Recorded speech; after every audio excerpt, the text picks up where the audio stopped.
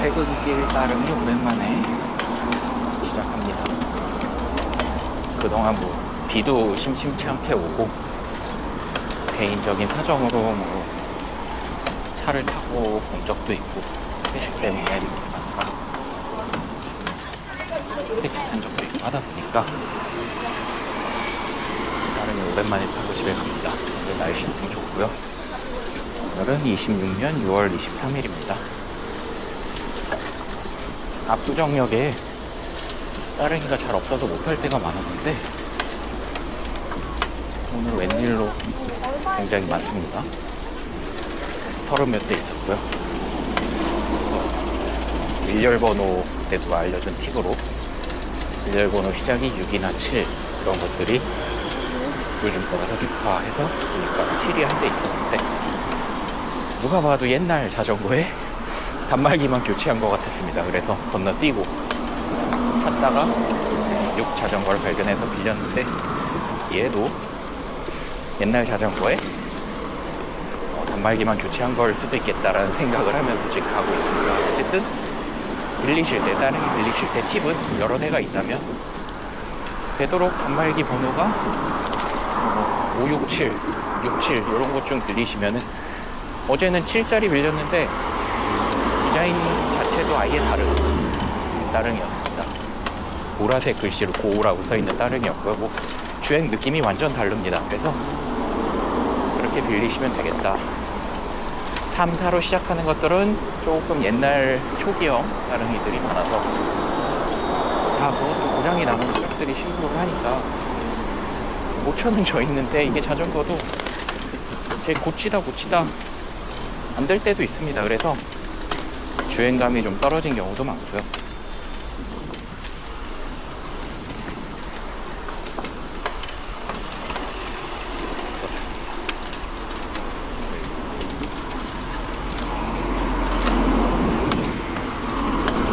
가로수 있는 길은 아직도 변화가 없네요.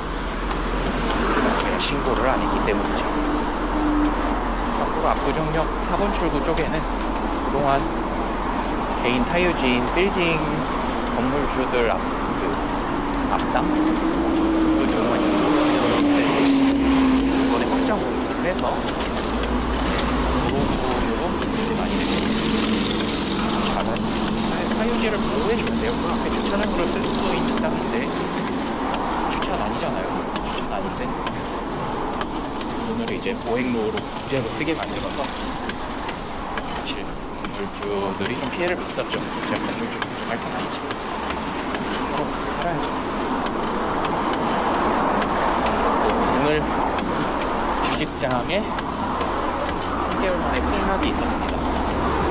근데 저는 지금 주식으로 많은 돈을 잃고 있어요. 많은 돈을 잃고 있는데 코스피만 오르죠. 저 같은 개인들은 코스닥을 많이 샀는데 수만 많이 옛날에 존버 하면은 뭐 된다 이런 말도 있었는데 존버라는 게 사실은 기회 비용이 많이 들어가는 거예요. 시간이랑 기회 비용을 많이 넣는 거고 그 비용을 내가 무한으로 넣을 수 있으면 승률이 올라가겠죠. 그래서 제 생각에 이제 뭐 모든 투자는 시간이 많은 사람이 이기는 거예요. 재건축 재개발이든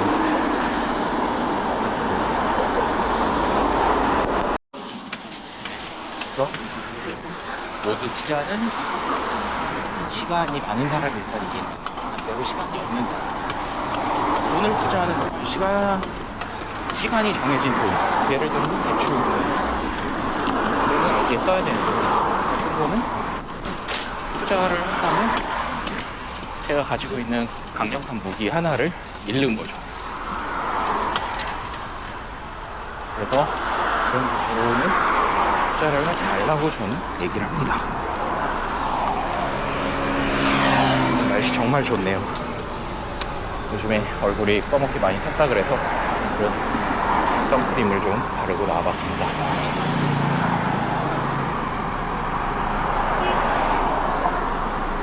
시간이 정해주고, 또 하나는 투자의 원칙 중 하나는 인버스를 하지 말아라. 과대평가된 주식은 하락을 할 수 있죠. 작전주라든지 하락을 할 수 있는 건 맞는데, 하락은 일시적이다.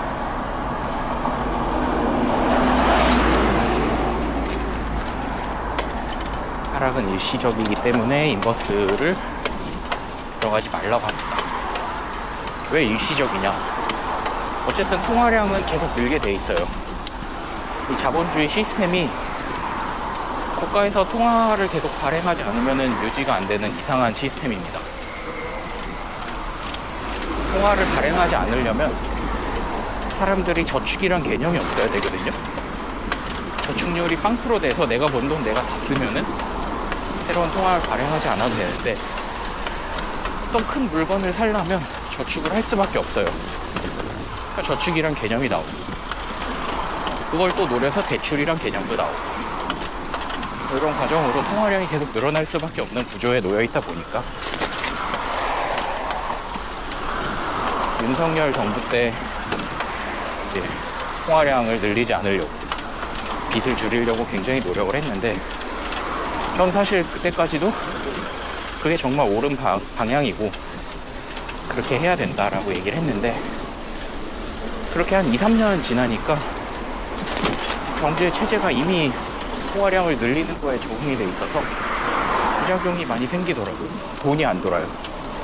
자본주의는 돈이 안 돌면 끝입니다. 돈이 안 돌아서 어려움을 겪는 걸 그걸 보고 나니까, 이게 나라 부채가 늘어날 수밖에 없고 통화량이 늘어날 수밖에 없구나.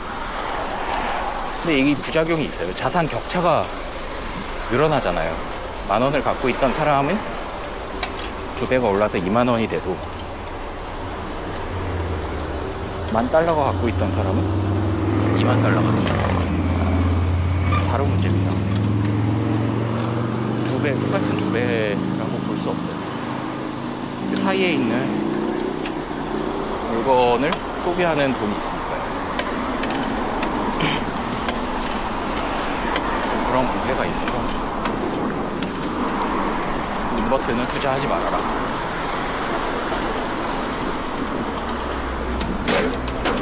통화량이 늘어나는 게 기본 조건이다.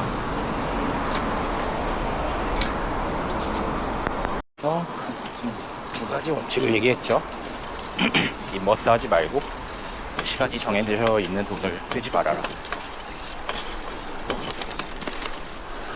세 번째는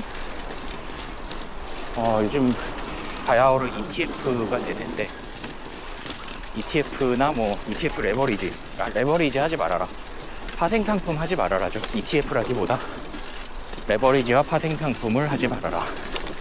이건 인버스도 파생 상품 중 하나라고 볼 수 있죠.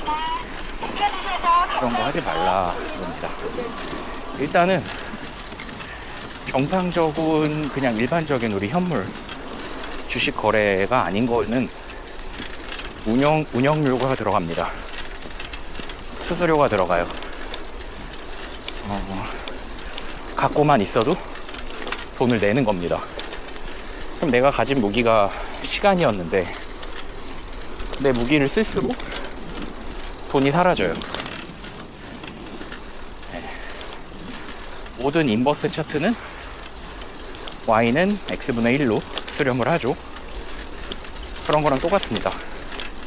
현물이 가격이 내렸다 올라도 인버스 상품에 투자한 사람들은 올라오질 않아요. 음의 복리도 있고 여러 이유가 있는데 중요한 문제예요. 이렇게 해서 세 번째 원칙이 있었고, 네 번째 제가 까먹었어요. 원칙 세워놨는데 그것도 까먹어갖고 돈을 잃고 있습니다. 근데 인생도 암흑기가 있고 찬란하게 빛나는 시기가 있듯이 내 주식도 그런 날이 있지 않을까. 근데 이렇게 물려서 생각하다 보면 불안한 점들이 조금 있습니다. 뭐 대기업이야 사실 없어지진 않는데 코스닥에 있는 기업들 중에 변변치 않은 것들은 반대로 얘기하면 통화량이 늘어나곤 있지만 새로운 상장이 계속 일어나잖아요. 이 돈은 또 글로 쏠리고 기존에 있던 기업들 중에 형편없는 거는 상장 폐지가 되고 가치가 없어지고 이러니까 무조건 존버가 답은 아니다라는 것도 생각은 해야 됩니다. 누군가 이거 다 나한테 떠넘기고 엑시트했다. 난 영원히 내가 산 가격으로 못 갈 수도 있어요. 주식에 대한 제 생각은 그렇습니다. 그리고 이게 붐이 있어요. 붐이. 그걸 기다려야 돼요. 왜냐하면 가격이라는 거는 결국에 수요와 공급이 어떻게 정해지냐에 따라 다른데 사려는 사람이 많고 팔려는 사람이 없으면은 오를 수밖에 없고요. 반대의 경우는 내릴 수밖에 없죠. 근데 그게 예를 들어서 10명이 팔고 싶고 10명이 사고 싶다. 이거는 100명이 팔고 싶고 100명이 사고 싶은 거랑 사실은 똑같아요. 근데 100명이 사고 싶을 때 101명이 팔고 싶다.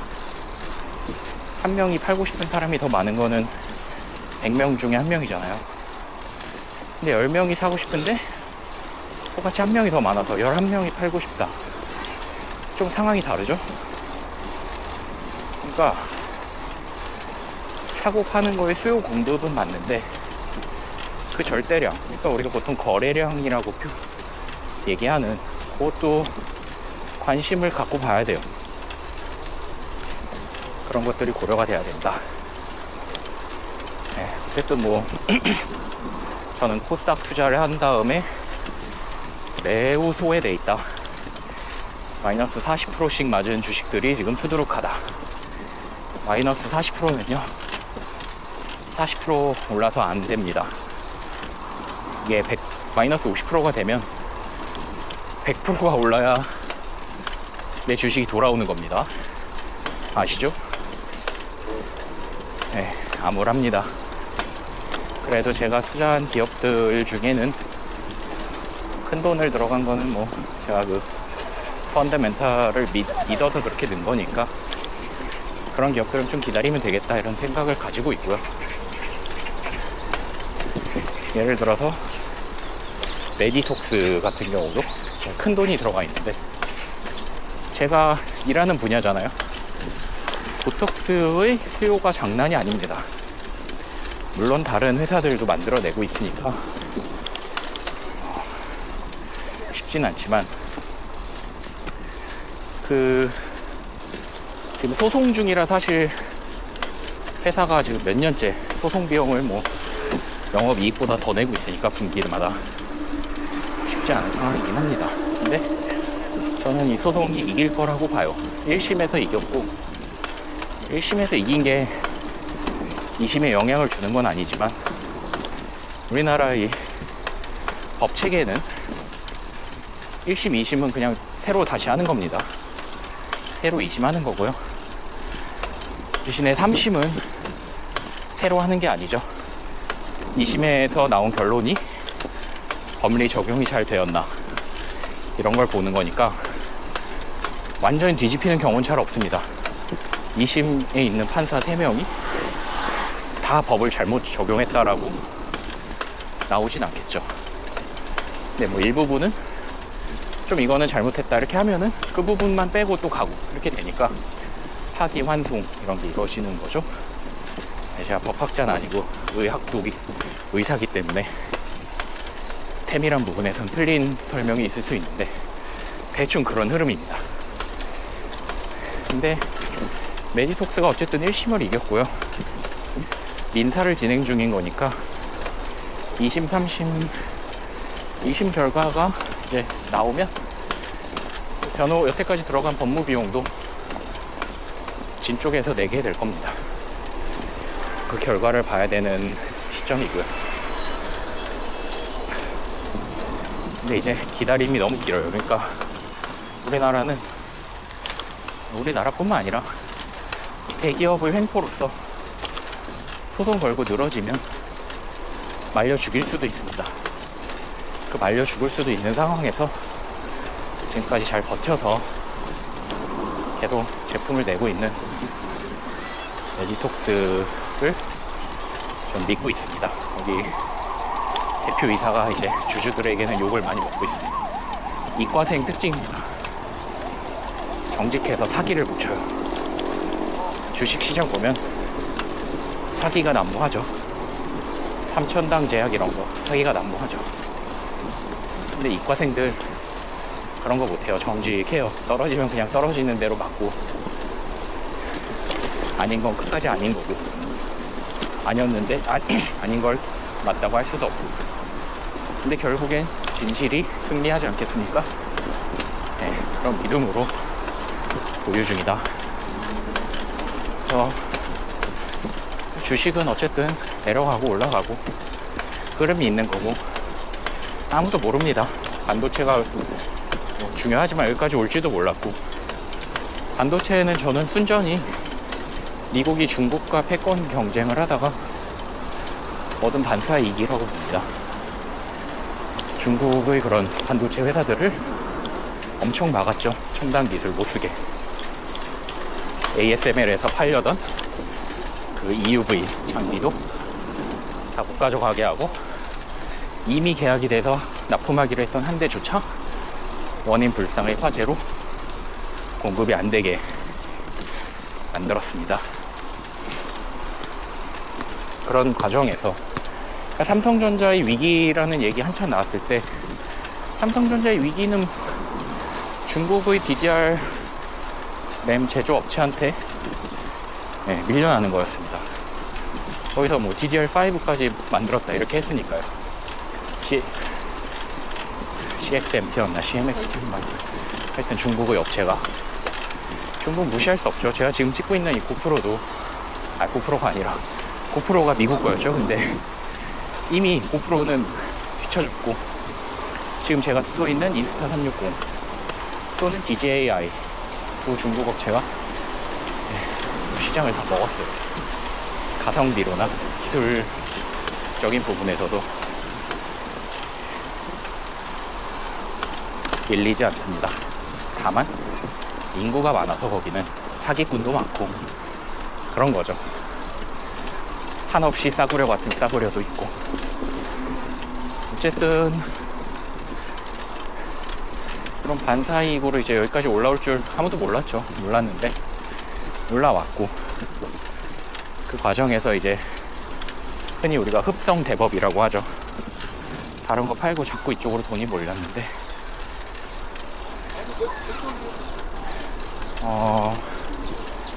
5월에 케빈 워시 연준 의장이 취임하면 금리를 내릴 줄 알았죠, 다들. 트럼프가 임명을 했으니까 금리를 내리고, 이제 미국은 금리가 중요하잖아요. 빚이 너무 많기 때문에 금리와 국채 금리가 금리가 중요합니다. 그래서 다들 내려갈 줄 알았는데, 이게 웬걸 내가 내린다고 시장이 내려가지가 않다 보니까 내려가지 못하고 있죠.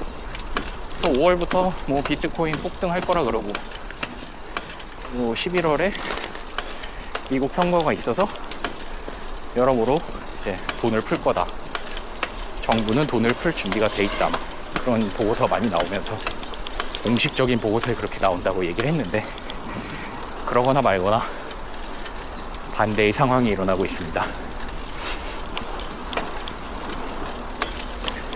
그래서 아직은 파티를 할 수 없다. 그러니까 뭐 선거 끝나고 또 봐야죠. 내년까지 넘어갈 수도 있고요. 이렇게 많이 떨어진 주식들은 1, 2년, 3년, 4년, 5년 기다려야 될 수도 있어요.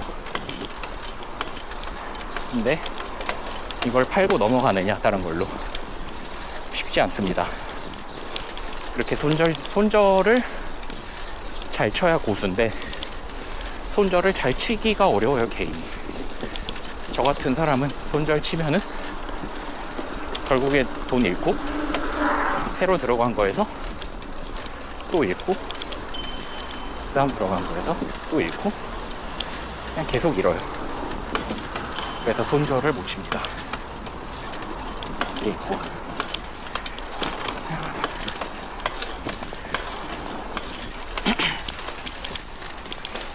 투자 얘기는 여기까지 하고 결혼 얘기 하겠습니다. 결혼 얘기. 결혼하세요. 결혼 안 하신 분들 그냥 하세요. 제가 요즘에 든 생각이, 사람이 항상 자신이 특별하기를 원해요. 내가 좀 특출하기를 원하고 특별하기를 원하고 공부도 좀 잘했으면 좋겠고 잘생겼으면 좋겠고 이런 특별함을 원하는데 그 다 거만하고 오만방자해서 그런 겁니다. 어떤 문제가 생기잖아요. 다들 기도해요. 하나님한테 빌어요. 제발 그냥 평범하게 해달라. 평균적으로 해달라. 응? 뭐 이렇게 가령 뭐 크게 병이 나거나 크게 다치면 그렇게 빌잖아요. 그냥 평범하게 살 수만 있게 해달라. 사람이 겸손해지면 찾는 게 평범한 평균이고, 그런 면에서 우리 인간은 이 세상에 인간이란 종족이 나왔을 때부터 가장 평범한 건 때가 되면 공부를 하고 때가 되면 결혼을 하고 때가 되면 애를 낳고, 이게 평범한 인생입니다. 그래서 그렇게 하시도록, 그냥 그게 제일 좋다. 결혼을 못하는 사람들은 결혼을 하면 된다. 항상 얘기하지만 이성의 끌림은 나랑 반대되는 사람한테 호기심적인 끌림이 있을 수 있지만, 남은 인생 평생 같이 살 생각하면 MBTI 최소 3개 이상 같은 사람 만나라. 그게 제일 무난하다. 참고로 저는 4개가 다 동일한 사람을 만나고 있음에도 불구하고 서로 다른 의견일 때가 너무 많다. 근데 반대인 사람을 만나면 어떤 삶을 살아야 될지 상상도 안 되죠. 그리고 8월 말부터 9월 초에 잠시 유럽에 여행을 가는데, 루트를 짜다 보니까 스위스로 들어가서 프랑스 구경하고 돌아오는 길에 밀라노까지 들리게 생겼어요. 밀라노에는 밀라노 대성당이랑 너무 유명한 최후의 만찬이라는 그림이 있는데, 최후의 만찬 그림에 대한 예약이 오늘 제가 해야 됩니다. 오늘 알아봤는데 오늘 한 2-3달치 표가 풀리더라고요. 들어가서 결제를 해볼 예정이고요. 안 되면 밀라노 일정을 포기할 수도 있는 거죠. 굳이 갈 필요 없으니까. 그래서 제가 뭐 옛날에 2007년, 8년 갔을 때는 그런 인원수 제한도 제가 알기로는 없었어요. 그냥 사진만 찍지 말아라, 플래시라이트 끄지 말아라 그랬는데, 지금 인원수 제한이 하루에 800명? 800팀인지 800명인지 이렇게 생겨서 표 예약이 어렵다고 하더라고요. 어쨌든 그때 한번 봤지만, 그때 제가 종교가 뭔지도 모르고 너무 어릴 때라 그 내용도 몰랐습니다. 이제 뭐 유명한 다빈치가 그리고 했으니까 당연히 의미 있게 보긴 했는데, 좀 더 성인이 돼서 공부를 하고 교양을 쌓았으니까 그림들을 다시 한번 감상해보기 위해서 8분 뒤에 예약을 해야 됩니다. 예약에 성공할 수 있을지 한번 시도해보겠습니다. 제가 예약하고 다시 녹화를 할게요. 9월 4일 오전 예약 예정이고 15분밖에 못 본답니다. 9시 반, 10시 이 정도로 해야겠죠.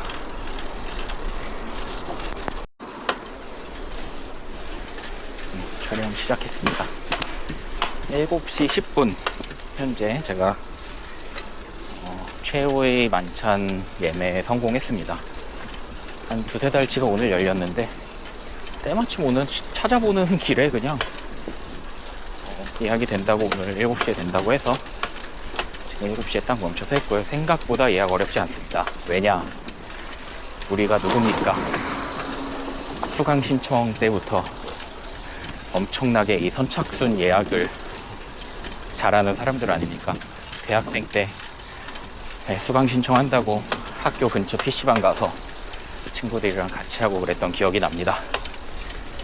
그 당시에 이제 PC방에 들어오는 회선이 빠르고 핑도 제일 적고, 또 학교 근처로 한 거는 모르겠습니다. 학교 서버랑 가까울 수 있지 않냐 이런 얘기도 있었고, 어찌됐든 그렇게 해서 해왔고, 지금도 아침에 애들이 아프면은 소아과 병원 예약을 해야 되는데 그조차 뭐 1분 컷입니다. 7시에 딱 열리면 하루 진료가 1분 만에 끝나요, 예약이.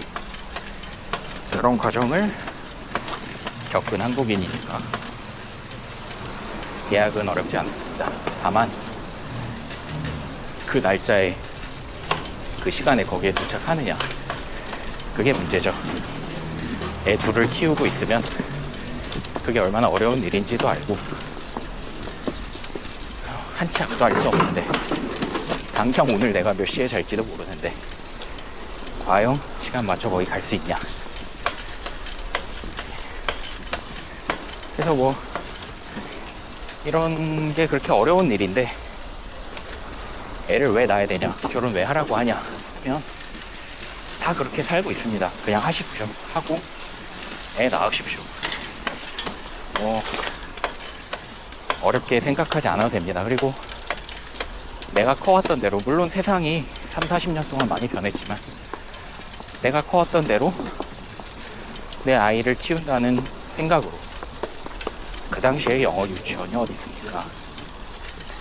요즘에 뭐 영유 하는데, 물론 저는 26살 때, 만 6세 때 미국을 가서 2년을 살다 왔으니까 그 시기에 영어를 배운다는 거에 대해서 찬성합니다. 찬성하고요. 그 자체로 뭐 애가 스트레스 받아서 애가 이상해진다고 보지 않습니다. 다만 요즘 영유도 여러 가지가 있어요. 공부 많이 시키는 데도 있고 덜 시키는 데도 있고, 또 옛날에 그렇게 안 가도 됐잖아요. 다 지금 잘 살아요. 영어 잘하.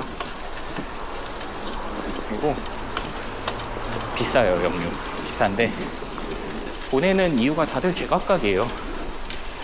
제각각인데, 뭐 제가 아는 어떤 분은 그랬습니다. 일반 사설 어린이집이나 유치원을 믿을 수 없다. 거기에 있는 사람들을 믿을 수 없어서 조금 더 비싼 곳에 보내면 그 비싼 돈으로 좋은 선생을 구해서 믿을 수 있는 교육을 하지 않겠냐, 이런 얘기를 했는데, 그건 케바케입니다. 오히려 국가에서 관리하고 있는 국공립 어린이집이나 유치원들, 그런 곳들이 훨씬 좋을 확률이 있고요. 서울대 간다고 무조건 명의 만나는 거 아닙니다. 서울대에도 수술 잘 못하는 분, 제가 아는 분도 있어요. 성형외과도 강남에 있다고 다 잘하지 않아요. 어쩔 수 없어요. 사람은 다 이렇게 나눠지게 돼 있습니다.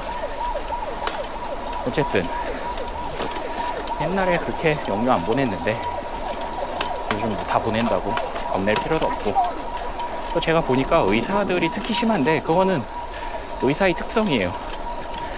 의사들, 특히 의사 부부들 일을 너무 많이 해서 애한테 신경을 못 써요. 애를 영어 학원 데려갈 시간도 없고, 애가 영어를 공부하게 해줄 환경을 만들 수도 없고 하니까 그냥 보냅니다. 그리고 의사 부부들 중 대부분은 학교에 속해 있지 않으니까, 개인 병원이나 개원을 했으니까 연수를 못 갑니다. 개원을 하면 내 사업체를 한국에 갖고 있는데 어떻게 장기로 나갑니까? 일주일 휴가도 잘 못 가는데. 근데 직장인들 제가 보니까 요즘에 되게 글로벌 하잖아요, 모든 직업이. 상당히 많은 수에서 해외 파견을 가는 경우들이 많습니다. 하물며 제가 군대에 있을 때도 뭐 육사 나온 사람들이어서 그런지 몰라도 그렇게 해외로 군사적인 공부를 하러 보내주는지 몰랐습니다. 국가에서 그렇게 보내주더라고요. 그러니까 뭐 그런 파견직 이런 데 많이 갈 수 있으면 굳이 영유 안 가도 됩니다. 제가 영어를 해본 결과 2년이면 충분하고 1년이더라도 또 커서 가면 1년에도 괜찮습니다. 그래서 그런 부담 때문에 애를 못 낳는다 이런 건 말이 안 되는 상황이라고 보고요.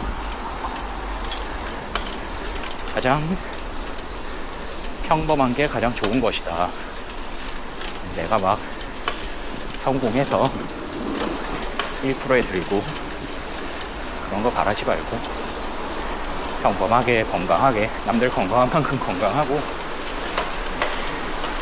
생활을 하면서 남들 즐겁고 기쁜 만큼 누리면서 살아야겠다 이렇게 생각하면서 겸손하게 살면 되겠습니다.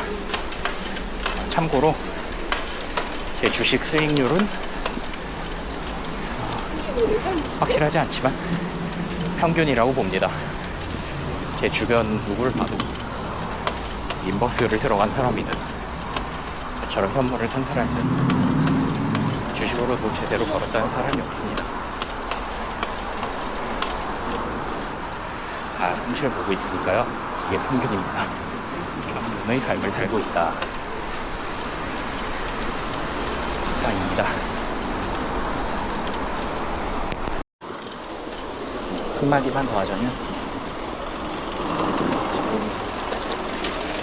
여기 경복선 철도공사 몇 년째 하는지 모르겠어요. 길 이만큼 막고 여기만 막은 게 아니라 지금 그 공사하는 지역 내에 다 막고 있는데 제발 자원 투입해서 이런 거 빨리 해야 됩니다. 아까 투자 때 뭐라 그랬죠? 시간도 돈이에요. 시간 길어지면은 경제적인 손실 발생하는 겁니다. 여기 길 막히고 하는 건 다 경제적 손실 일어납니다. 물류 비용이라든지 사람들의 시간 고려해서 좀 더 들어도 24시간 365일 하는 거